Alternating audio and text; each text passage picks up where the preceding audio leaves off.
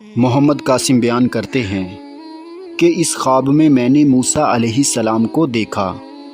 وہ دراز قد کے مالک ہوتے ہیں۔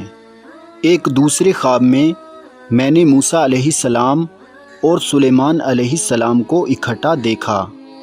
موسیٰ علیہ السلام سلیمان علیہ السلام سے تقریباً 2 انچ چھوٹے ہوتے ہیں، لیکن دونوں ہی ہینڈسم اور دراز قد کے مالک ہوتے ہیں، جبکہ موسیٰ علیہ السلام جسامت میں قدرے مضبوط ہوتے ہیں، یعنی وہ چوڑے ہوتے ہیں اور دیکھ کر محسوس ہوتا ہے کہ اگر وہ کسی کو تھپڑ بھی مار دیں گے تو وہ آدمی مر جائے گا۔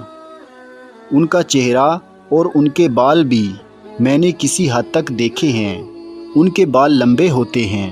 انہوں نے سر پر ٹوپی جیسی کوئی چیز پہنی ہوتی ہے۔ نیچے سے جو بال نظر آتے ہیں وہ بلکہ سیدھے نہیں ہوتے، تھوڑے سے گھنگریالے ہوتے ہیں۔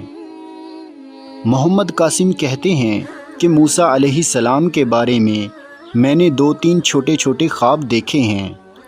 ان میں سے ایک خواب میں یہ دیکھتا ہوں کہ ایک بڑا سا ہال ہوتا ہے، جیسے پرانے زمانے میں قلعے ہوتے تھے ویسے قلعے نما ایک ہال ہوتا ہے، لیکن اچھی حالت میں ہوتا ہے، جیسے بلکہ نیا ہو۔ اس ہال کے وسط میں ایک میز ہوتا ہے۔ موسیٰ علیہ السلام اس میز پر بیٹھ کر کوئی کام کر رہے ہوتے ہیں۔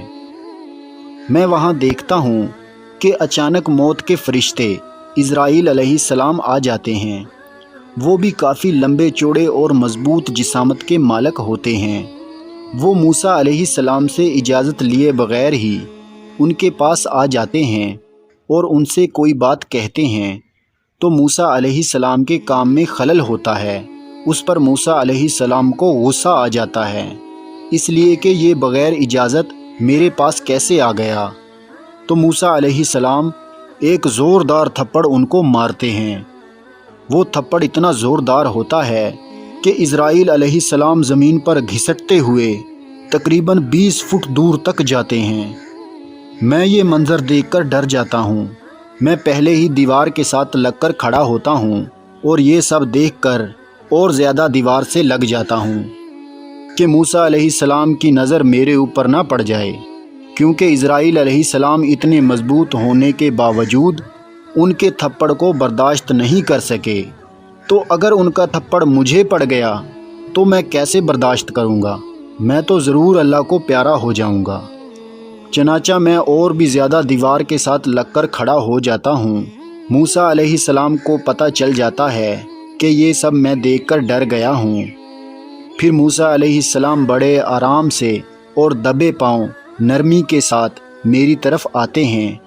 میں پریشان ہو جاتا ہوں کہ کہیں ایسا نہ ہو کہ مجھے بھی تھپڑ پڑ جائے، لیکن وہ قریب آ کر رک جاتے ہیں اور کہتے ہیں میرا ہرگز یہ مطلب نہیں تھا کہ میں آپ کو خوفزدہ کروں، اور ساتھ میں کچھ اور بھی کہتے ہیں جو مجھے بھول گیا ہے کیونکہ یہ بہت ہی پرانا خواب ہے۔